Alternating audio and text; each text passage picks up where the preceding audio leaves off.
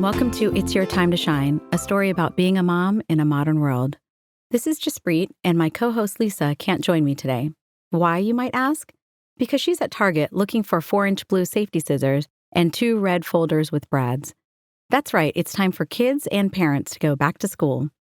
And while we're getting our kids ready, I'm going to share an episode from our archive to help you prep for the start of school.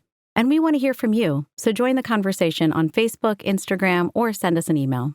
And as always, thanks for listening.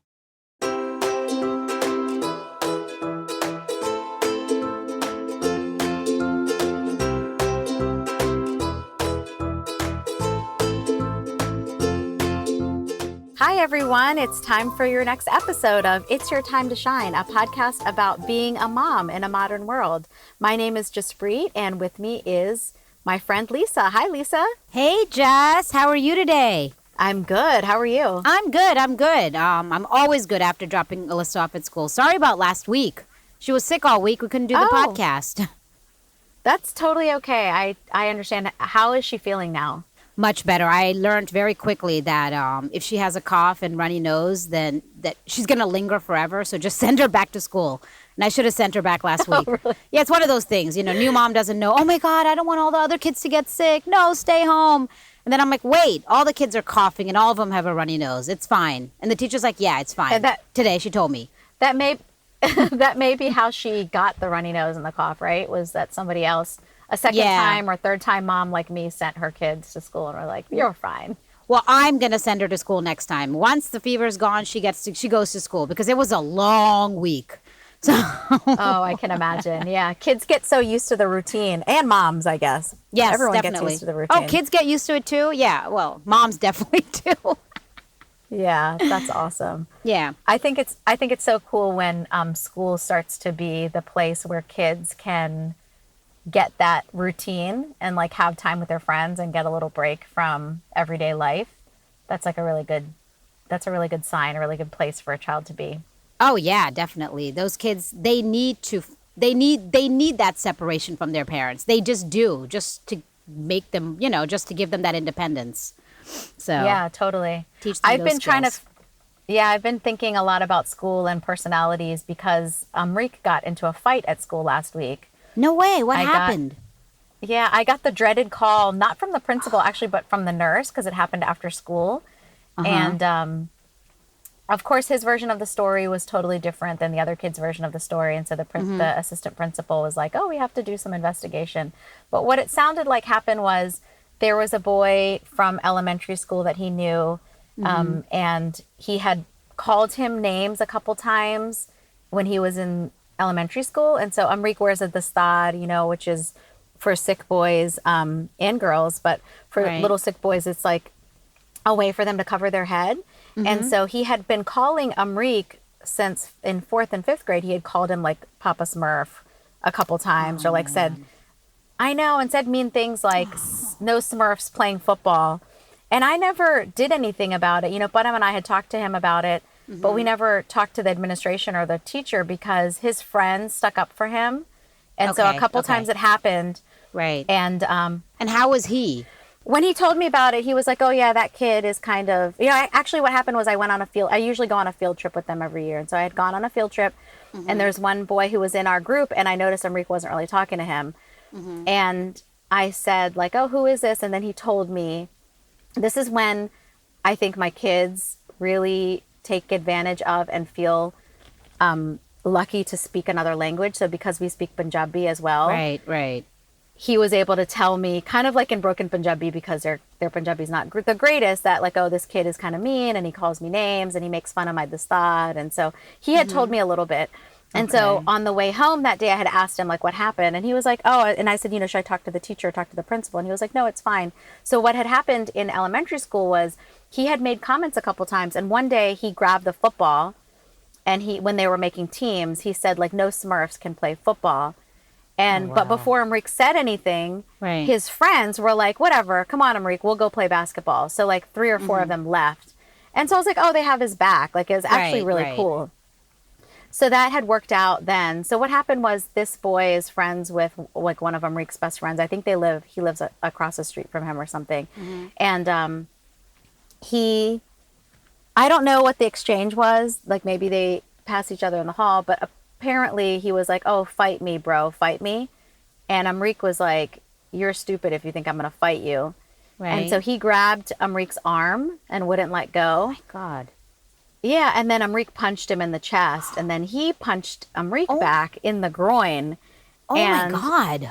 then a teacher saw him, but it was after school, saw both of them and like took them to the principal's office, had them write out their statements because at dismissal time, so many kids are leaving that all the administrators are like with their walkie-talkies out, you know, like in the parking lots and the bus loop and everything, handling that. So no one was there. And then after they wrote their statements, he saw that Enrique was really in pain, so he took him to the nurse. And the nurse was the one who called me. Oh my And so God. I'm like driving the longest 20 minutes of my life, right? I'm like, oh my gosh, right? I can't even imagine that call. I know. I was like really worried. And then I called him on his phone. And we just talked a few weeks ago about how I got him a phone, right? And Right, I was right. hesitant about that. But we took advantage of it. Actually, Pavneet, I was picking up the girls when I got the call. And so Pavneet called him and he wouldn't say what happened, but he was like, I'm okay, I'm okay. He was really quiet. You know, he was kind of like crying, like tears, not like sobbing or anything. So anyway, we got there, and right before I got there, I ended up calling one of my friends who is an amazing super mom. She's got 2 boys, but she also is an attorney, and she's like really active in like the civil rights things, just to get like in the right headspace because Right, I was so nervous and scared, and I was like, okay, I need to like really get it together. And so she's like a straight talker, and so I got on the phone with her and I was like, Monica, what do I do? You know, this happened. And she was like, okay, don't be a helicopter mom. Go in there and like ask the principal to do her due diligence and, you know, that kind of thing. It might go on his record and it doesn't matter because he's never had anything on his record. And so we went in, I went and talked to the principal. I was very calm. And the one thing that she said was like, oh, I know who the other boy is, but I don't know your son. And that's usually a good thing if the administrators don't know. She was like, but I'm going to have to check the surveillance cameras, talk to both of them, and then see what happens. So the next day she talked to them and she was like, oh, the stories were a little different. That happens. And she was like, one thing is that he could have walked away. He didn't have to punch him. He could have gotten free and just walked away. Right, and so right. they both get an in-school suspension. And I was like, Oh okay, my that's God, fine. okay. Yeah, I wasn't worried about it. I was like, you know Okay. what? The kid, knock on wood, he's got A's. Right. And I'm actually kind of glad that he stood up for himself as opposed to just what if it escalated and he didn't do anything, right? And right. I personally probably sounds like a little bit of a risky thing for a mom to say that like I was okay with my son throwing a punch, but Right. I felt like the confidence and to be like, no, you're not going to push me around. That was more important. Right. No, I see what you're You saying. know, in that Yeah. case. Yeah. And also, I mean, all those years of Taekwondo and he got his black belt. I'm like, I'm like glad that at least, Right. at least At least he was put it to good use. Yeah. yeah, at least he put some of that to good use, but not to make light of the situation. I just think that bullying can be a really serious situation and it can go on for years. I agree with that completely, actually. I mean, we have, I don't think there's one set of rules for everything. Like, oh, just walk away. I mean, I get it in theory, maybe, but I also can see how always walking away could make the bully just continue and not stop his behavior too. So I understand why you would be like, okay, well, I'm glad he did one thing so that he knows I'm not going to be bullied. The bully knows that he's not going to take it. Amrik's not going to take it. Yeah. And it also hopefully will send a little bit of a message that it's even if you are going to take on this behavior of like bullying people or making fun of them or whatever, it's not going to just go unanswered, right? And so that little bit was important to me. And so I talked to him a little bit. It wasn't like, you know, it's not like a consistent problem. And so I asked him afterwards, I was like, oh, do you see him? And he was like, no, I don't see him during the day. That just was like a one-time thing. So we'll see what happens. But it was a test of my patience and my confidence in my child. You know, you don't realize like what your relationship with your child is. You don't really test it on a daily basis. But I had to walk into that situation and decide like, am I going to have my kids back? Am I going to be suspicious that he did something? Right. No, I think you handled it perfectly. Yeah. And I went in there and I was like, hey, buddy, I'm here. I'm with you. And the girls were with me too. And I didn't shield them or anything. The nurse actually asked like, are they all going to come in? And I was like, yeah, there's no secrets in our family. We're going to talk about this. They're going to hear what happened. and it's going to be, and they're so close anyway, they would have talked about it anyway. So I was like, well, Right. might as well let them see Yeah. how I respond and how I talk to the principal. And No, yeah, yeah, I so it's love good. the way you responded to this entire thing, especially the beginning when you said that you called your friend just to kind of get into a different space.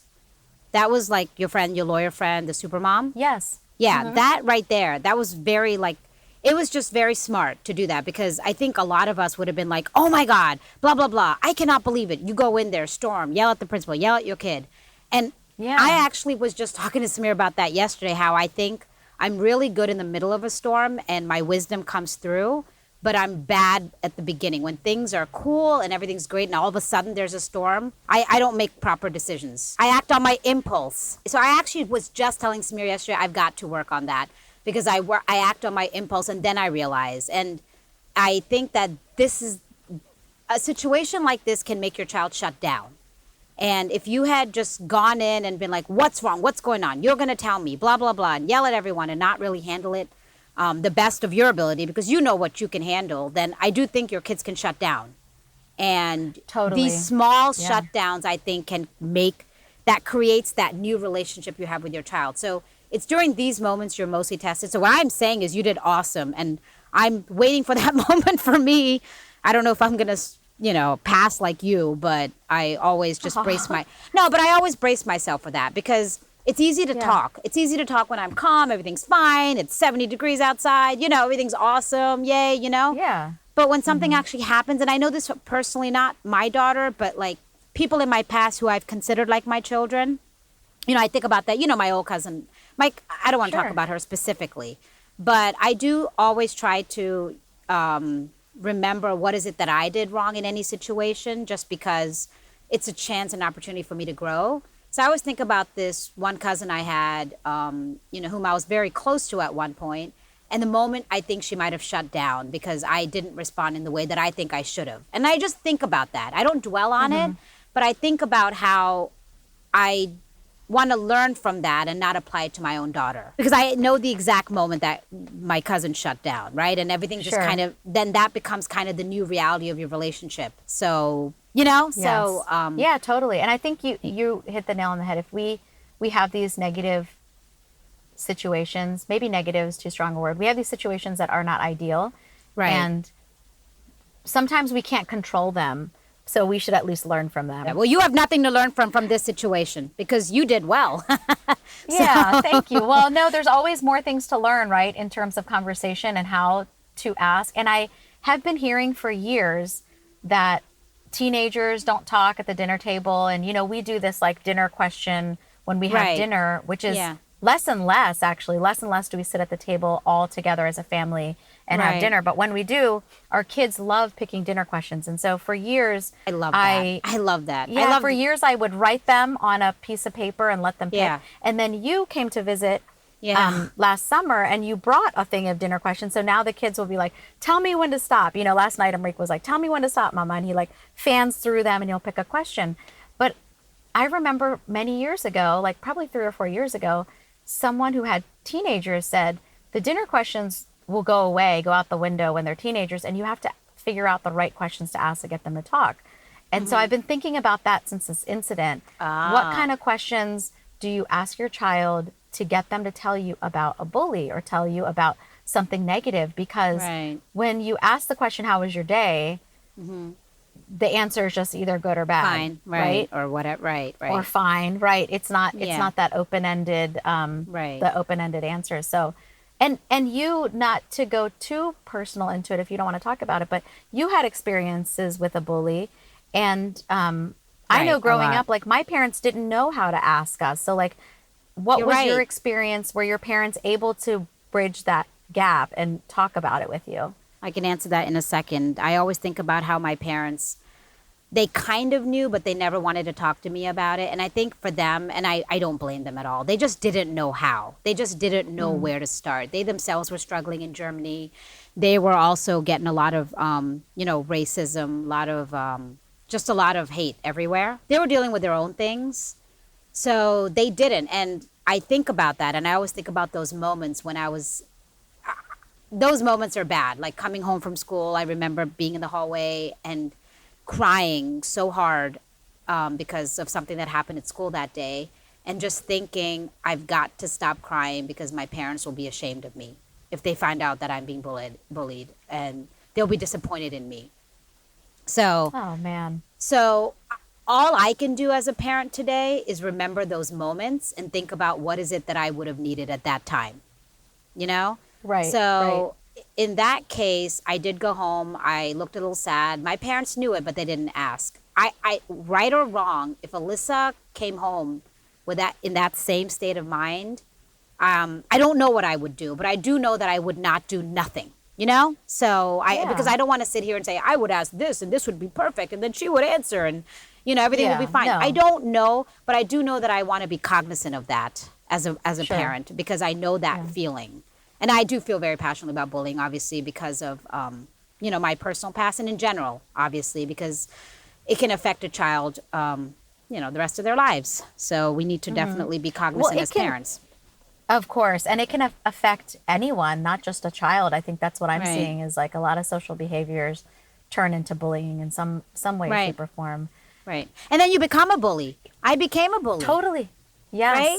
So that's Yes. kind of, I was bullied, and then when I came to America and I was a little more accepted, the first chance I got to knock someone else down, I did. I know that today. I'm ashamed of that, but I see the process, how it happened, why it happened, Oh wow. I've never heard you say that, so that I'm kind of surprised to hear that.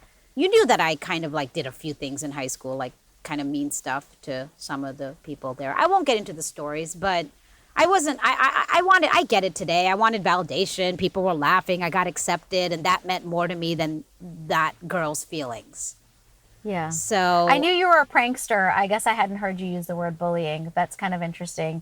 And no judgment, obviously, from me or for anyone. bully might be strong. Maybe it was more prankster, but it was still bully in its own way. And I think that it's only because I'm more honest with myself as an adult versus when I was in my 20s, So now thinking about it, that was bully. I mean, making some girl think some guy likes her and fake notes to her and laughing at her behind her back, that's bullying. It is. I mean, I can say prankster Right. to me, but it's bullying. So I did it too. I didn't do it in that way, like I'm pushing someone around. I was too small to do that. But No, I'm glad you mentioned it, because that's a great reminder that some of the things that girls, and I'm sure boys do it too.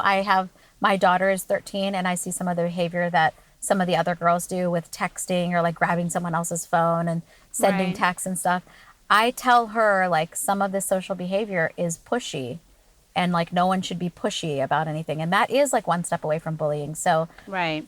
whatever conversations we can have with our kids, I think we should keep the lines of communication open. And Definitely. I look back, I know that you felt that your parents couldn't handle the conversation, and they probably couldn't have, because our parents were Punjabi. They had their own immigrant experience they were trying to get over, which was like more centered around having a house and making money and making ends meet and learning English and all these other things, right? And we luckily don't have those specific obstacles. We have probably different obstacles that we have to overcome. But I look back and I think like, oh, how would they have handled it? And then Right. also, how do other parents who don't have the means or the ability to like go in there? Because one thing that makes it a little bit easier, not only did I call my friend to get into that headspace, and I appreciate you saying all those positive things. I did it because I knew that if I didn't stop, I was going to start to spiral, because I was so scared, because you have okay. like, oh, your baby Right. getting beat up, your mind goes crazy. Yeah. And I had that spiral. But then when I walked in there, I wasn't scared. I wasn't like, oh, is the principal going to yell at me? Will they call the police? Like, will the authorities be involved? Because I have enough of an education and a foundation and awareness of my rights to go in there. And even the language, right? I can go in there and talk to them and say what happened, and like, no, you're not going to just expel like, what if they had said, oh, we're going to expel your son? Well, I would have been like, no, that's not right, and I would have talked them through like the reasons that they wouldn't have been able to do that. But I'm sure some parents, especially those that are immigrants, don't feel that like they can do that.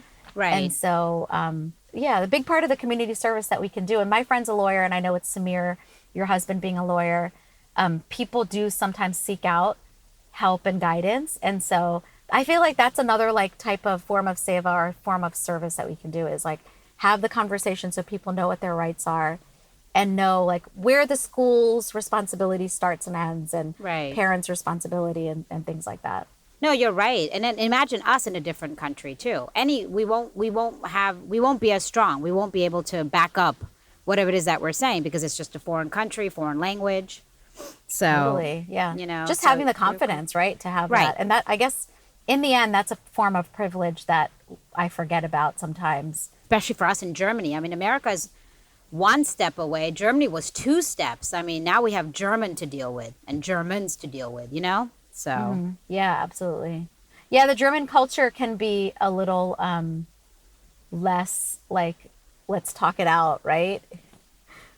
They're not as open to.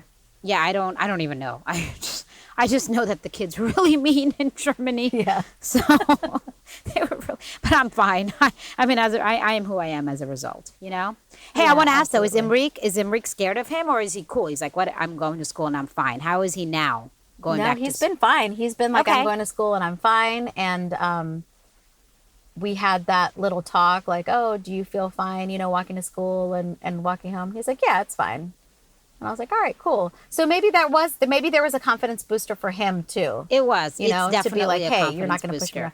And I love he's that. He's a small guy, right? Like, I haven't given my children the best genes. And so he's like a smaller kid. Right now we call him like skinny, but later in life we'll probably be like, he's the one that doesn't get fat as easily, so he's got a good physique. He's got a great metabolism. Right. He does. He really has a good metabolism. And he's active and stuff too. So yeah, things have been good. I think, thanks for asking that. I'm going to keep the lines of communication open with him. And I'm starting to realize that although my like party of 5 is always usually together and I usually have all the kids together, I need to do more one-on-one time with them. So I can ask them some of those probing questions and find out more about what's really happening. I guess that can happen, once because I always think about my life right now, just Alyssa. So I was like, all right, I always going to have one-on-one time with her. But yeah, once you have 2-3 kids, then you have to split that. I don't think about that. I just don't. I just assume it's a given. So yeah, and it's hard. You got to make time for it, just like anything else. So that's something that I'm working on. Something I'm trying to prioritize is how do we declutter the social obligations in life so that I can do some of those one-on-one things with them. I'm trying to say no too. I'm trying to say no because I'm getting a little tired of social stuff between kids and birthdays and everything. Yeah. As a matter of fact, we'll end on that. Just this weekend, someone was like, hey, blah, blah, we can hang out. What do you want to do? And I had planned movie night with Alyssa, just me and Alyssa. Samir was gone with the boys. And I straight up told her, I was like, I'm actually having movie night with Alyssa. And she's really excited. And we're going to be in bed and eat popcorn and drink juice all night. So sorry. And it felt liberating to do that, to tell her the truth. That's awesome. No, it did. I felt like it was a feat for me. And I was like, because normally I'd make something up. Oh, sorry, we're doing something else. Or I would cave and say, okay, let's hang out. It's a play date. And I actually, at that moment, my inner wisdom somehow came through. And I'm like, no, I promised Alyssa, she's excited. And these are the moments that are going to count later. That's so great. Well, congratulations. I'm so proud of you for doing that. Yeah, no, I'm proud of me too. Yeah, we got to prioritize ourselves and our children above all these other social obligations, especially birthday parties at Chuck E. Cheese. Like, I don't know how many can you can miss a couple of those. And it's all a balance, right? I mean, she doesn't want to every weekend sit in bed with me and watch a movie. I don't want her to do it every weekend either. But, just here and there, it's good. One-on-one time. Well handled. Very good. I'm very impressed. And I think this is going to really, because that day is going to come for me too. And I'm going to remember that, just to remember where I am, get into a different space. Probably, I'll probably call you. That would be awesome. I would be honored, and I will always take the call. You know that. Maybe next week we can talk about some of the techniques and tools we can give our children to help them in bullying prevention and also, being a bully. That's a great idea. I think we should absolutely do that. Well, thank you so much. Always a pleasure. And thank you for listening to It's Your Time to Shine, and we'll talk to you all soon. Thanks, Lisa. Thanks, Jess. Bye.